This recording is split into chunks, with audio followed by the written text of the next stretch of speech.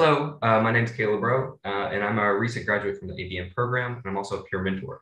And so today I'm going to be talking to you guys about work-life balance. And so I'm going to cover three general topics, and in each of those topics, we're going to cover some concepts, and then also a little bit about some reflection to kind of make those topics kind of come to life. And so first thing we're going to talk about is the basics. And so when I like to think about the basics, I think about just taking care of myself, so that I'm able to bring my best self, and then also being able to prioritize consistency, so that my output is going to add up to yielding the best products. And so when I think about self-care, for me, that primarily is centered around my sleep, because sleep has just been something that's always been an issue for me. And honestly, in my opinion, having a good, healthy sleep schedule and sleep hygiene is critical to being able to just perform in a good way throughout your day-to-day life. And so when I think about healthy sleep schedules, really we're just talking about 8 hours that you're asleep when the sun is down, and 8 hours that you're awake and working when the sun is up. And that gives you a good 8 hours in the wiggle room there to kind of do whatever and have a lot of leisure. But really, if you're able to crank out about 8 hours, a lot of times a lot less than that, where a day where you are aroused, working, up and at 'em, different types of exercise, and just in the real world, then that's critical to being productive. I like to also think about leveraging food. And so for me, I have ADHD, and so there are certain foods that drastically enhance my ADHD symptoms, and then there are other foods that I find that almost have like a neurotropic effect, where I'm able to focus a lot better and be a lot more productive when I eat them. And so those healthy kind of neurotropic foods are a lot of times just fruits and vegetables and meats, and water, and not any kind of heavy sugars. Those really, really bad things for me is usually lactose and sugar, any kind of heavy sugars. And I find when I have those things, I end up, have those heavy sugars and lactose, I end up finding it much harder to stay focused and have attention throughout the day. And there is actually a pretty good body of research showing that these heavy sugars, and especially lactose, have those types of impact on our ability to focus, especially with people with ADHD. Particularly heavy sugars and the connection between heavy sugar intake and attention and focus. But anyway, heavy sugar intake and messed up attention and focus is what I'm trying to say there. I also like to think about exercise. So there's a book called Spark that's really good, that kind of culminates a lot of this type of literature. But essentially, exercise is critical to being able to just be your best self. It is something that it works as like a mood stabilizer, and it also enhances your attention and focus, and will help you sleep better when it comes time to go to bed.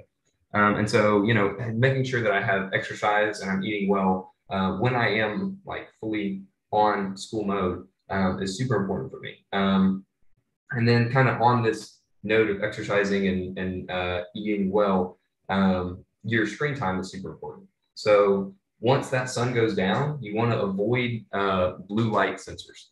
And so essentially that just means you want to be avoiding screens that don't have their brightness turned down, and there's different words for it, but essentially just a blue light filter. And this is on pretty much all modern technology these days, even TVs. So finding a way to turn that on in the hours leading up to bedtime is important. And so also kind of on that note, you can do something called phase advancing, where if you want to get up earlier, you can, have your lights turn on earlier. And our body is really designed to run on a clock, so that, when the lights are on, our cortisol, we have a wave of cortisol that comes on in the mornings, and then in the late afternoons, early evenings, that cortisol starts to fall. And that's when our melatonin starts to pick up. And so you want to make sure that those two waves are functioning in a healthy dynamic. If you want to be able to just not surprise your body and have kind of like an optimal functioning period. And so then I also like to think about gratitude reflections. And so for me, if I'm going to, be able to do my best work, I need to be in a good headspace. And so that means, I have to take some time to be appreciative of my opportunities to actually get to do this work.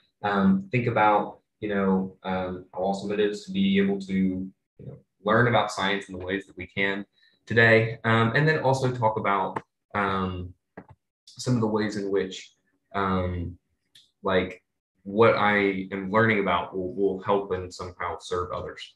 And so, being in the right headspace is super important for me.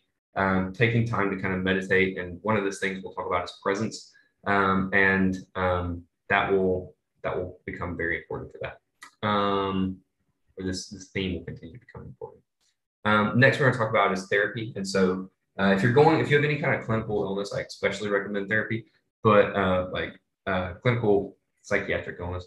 But also therapy is super important just for, when you're going through an adjustment period, when you've just kind of got a lot going on and you're really overwhelmed. It can be super helpful to kind of put things in perspective and help you develop some strategies and techniques to really manage your life to, live your life to the fullest.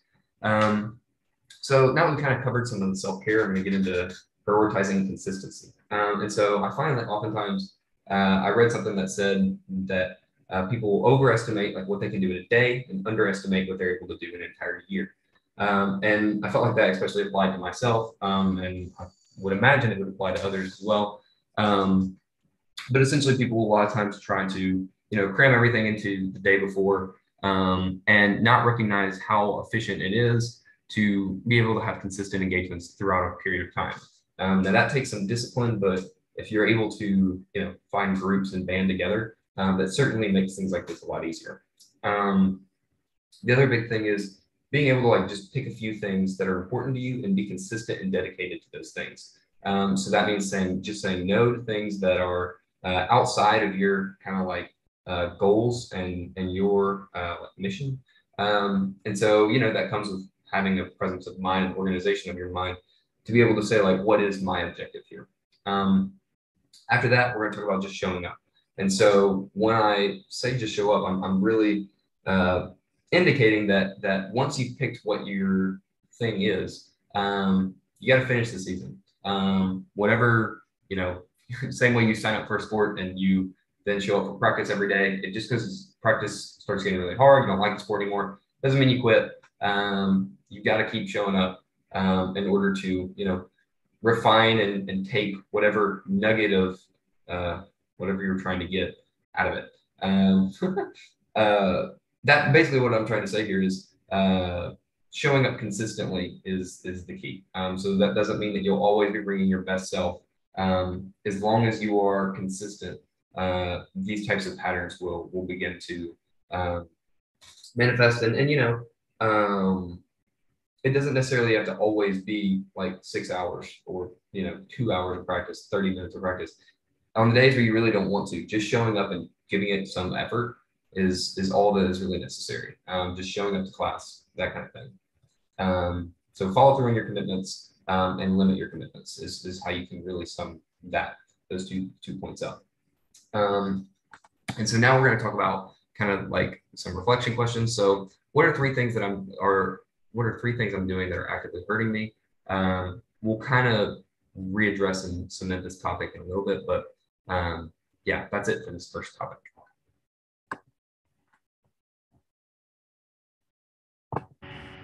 So now we're going to talk about organization. And when I think about organization, really I try to fixate on my to-do list and my calendars. And so I find that I am not a very good locus of organization. And so if I rely on all of my organization to come from myself, I am bound to forget things. And so I try to create systems that will kind of do my organization for me. And so the main thing I rely on is whenever I get a date, I write down on a calendar, and then keeping a to-do list. And so this has also kind of helped me with just like insomnia in general, like just the inability to just stop my thoughts from rambling. But when you externalize all your thoughts, when you externalize all of your to-do lists, and you keep one kind of master to-do list with everything on it, I find that that's much easier for me to then recognize, okay, where do I need to dedicate my time? and how do I need to set a realistic schedule. By doing that, I've found also that I need to limit how far ahead of time I think. For a long time, I wasted so much energy on trying to think about 5, 10, 15-year plans. But really, if I could limit my goals to just within the next 2 years, and maybe have kind of some concept of what I want to be doing in the future, but more so just focusing on the presence. And that allows me to truly, make the most of the present moment, and to just be more fulfilled. And so, we keep these really long to-do lists. We like write down everything that needs to be done. And then once I've done that, I think about, my future and where that's going. I try to think about what are other people expecting of me, and then what actually is making me happy in my gratitude reflections. What is like what are my passions, and what are things I really hate and detest. And I write those things down, and I write down like what do I value, what are my priorities, and considering all of these things and having kind of those things at the forefront of your mind really makes it a lot easier to decide how you want to discern your time, discern the use of your time, and generally just stay more proactive, because really I find that in order to do a whole lot of things, it comes down to just being able to always be doing something. And so maybe that's just because I'm ADHD and I have to be hyperactively doing something. But I find that it's very hard for me to sit down and force myself to do something. And so I keep these long to-do lists, and on days where I really hate, whatever I absolutely have to do, I pick a whole lot of, secondary things that have to be done, that assuming that, what I really hate doesn't have a deadline looming, allows me to, knock out all of these smaller things on certain days. And so essentially what this boils down to is do what matters and what you're passionate about. And so when you do what you care about, it's going to inherently become a lot easier. There's actually a really cool phenomenon where, if you try and reward yourself for every little thing you do, those tasks will inherently become less rewarding in and of themselves. So for example, if I let a classroom of kids just draw for 2 hours, they will probably enjoy drawing. But if I say you guys are going to draw for a certain amount of time, and if you do the whole time, then you get a piece of candy, they're not going to want to draw that entire time. It's going to feel like kind of a drag, because the reward system is not tuned into what the activity is. The reward system is tuned into the reward. And so you want to find ways in which you can trick yourself into enjoying the work that you have to do, and let the work in and of itself be rewarding. And gratitude reflection I find helps with that. But to truly just live a life where you're not miserable, I find that doing what you inherently care about and like is critical. And so that comes right back to writing about your priorities and values. Like if you don't value and prioritize this commitment, it's probably going to be really hard to invest time into it. But all of this kind of has to be weighed in the I guess through the prism of what are the deadlines and what realistically needs to be done. And so that's some of the key things talking about organization. But we're also going to talk about task switching. And so nowadays there's a whole lot of task switching from different places. Even task switching can occur while you're sitting at your desk and you just switch between windows. In order for the human mind to truly live out a full kind of stimulation session, it usually runs in about 6-minute bursts. And so you want to stay on about the same concept for every, switch concepts every 5 or 6 minutes. But, that time is becoming reduced by our technology. And so nowadays, people are always on different social medias, and they're flicking through these Instagram things or TikTok things, where they're constantly presented with a new environment. And so if you think about, what we were biologically evolved to do, being put in a new environment every few seconds is not it. We're designed to have certain tasks for certain contexts. And so if you can create different contexts associated with different tasks, that will make, doing those tasks a lot easier. And so anyway, we'll get into some of this more in presence of mind, but oftentimes I find that if you are switching between where you're working every like hour, you're never getting deep, hard work done. We'll talk about more of that deep work here in a minute. But kind of talking about some of these reflection questions, this will continue to kind of come back to presence of mind. But essentially the question is, where am I wasting my mental attention? And then what are my time wells? And so, wasting your mental attention essentially translates to things that aren't recharging you, that are,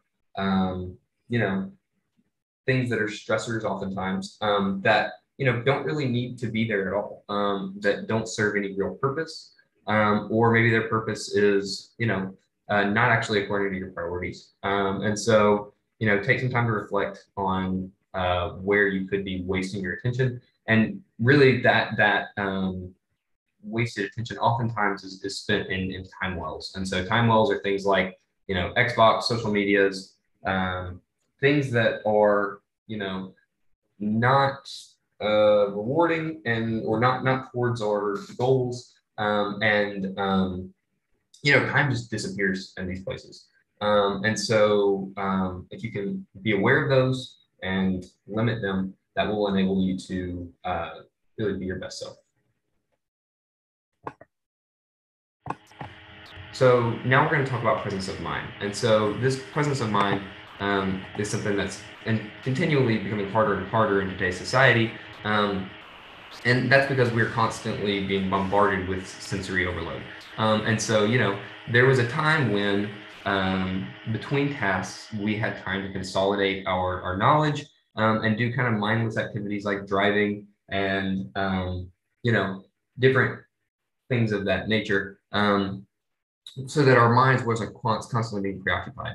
I feel like that's becoming increasingly difficult. Everything is all about efficiency and somehow always being able to do like 12 minute things at once. But really, you need to have time to kind of get away and to take, just be present in what you're doing, and limit task switching, in order to truly like put your whole self into the work, which will inevitably come out in the product.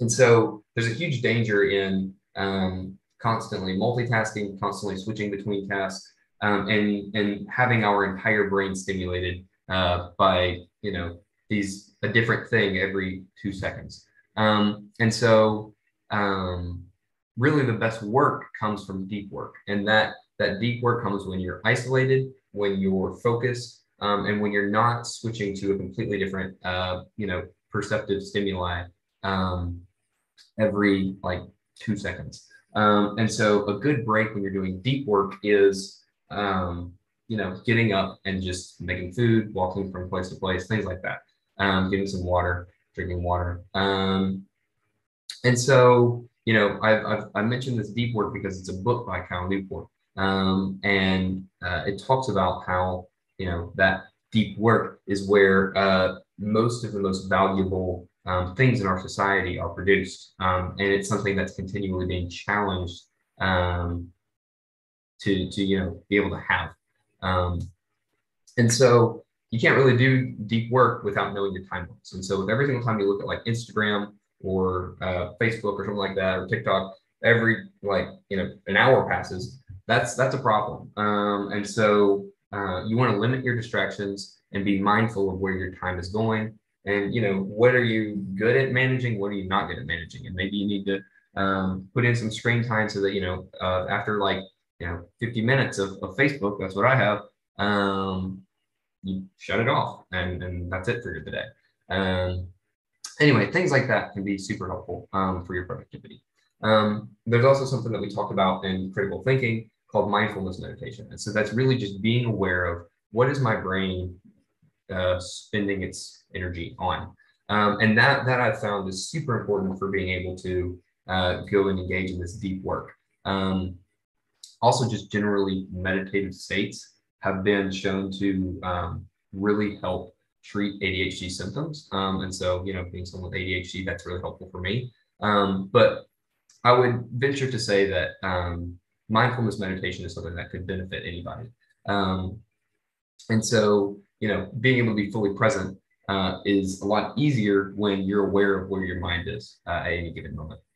And so, that really just boils down to just taking some time to just sit in silence or, with a very minimal background and just be aware of where your thoughts are and let your thoughts kind of pass by like clouds and just be aware of the clouds, but don't engage in them. And you're inevitably going to, fall away and be super entranced in thought about something else. But it's about bringing yourself back to center and then going back to witnessing your thoughts and being an observer of your emotions, your thoughts, things like that. And I find that really helps with discipline as well. So we've talked about a lot of this deep work and time well. I also want to mention context-dependent habits. And so a lot of our habits are inherently context-dependent. If you think about, in the old times, every time you go to a different place, you got a different task. Our minds work best when they're in a situation where we only work in that, that environment.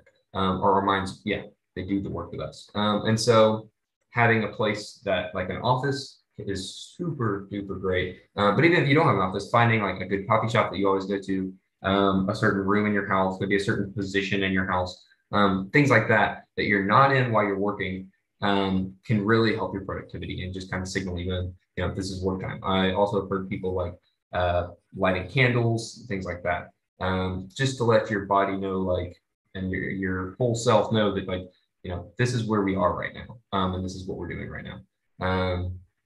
You want to ground yourself in what you're doing. And so that I found is super helpful.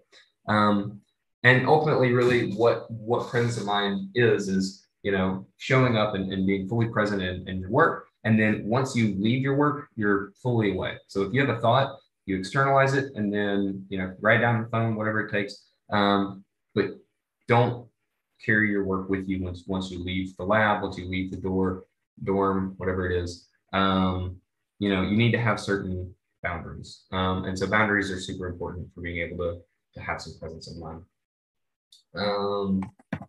And so the last kind of reflection where I'm going to leave you with are, what do you consider is your context-dependent habits? And then also consider what are your emotional or mental recharges? And so, we want to be optimizing our recharges. We want to be optimizing our work time. And we don't want those two to kind of intermingle, because when you have intermingling of that, that's where you get burnout.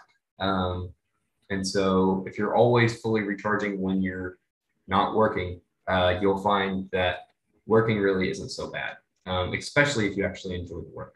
And so those are kind of my tips and tools for work-life balance. I know it was very kind of professionally driven, but my hope is that, it's really important that you write down your values and your principles and that kind of thing, because then, the work should never be just work. It should be fun. It should be something you enjoy. And then, something that you can get away from, so that, when you are away from it, you can have genuine presence of mind. And so, that's really where I'm going to leave you. I hope you guys enjoyed this, and I wish you all the best.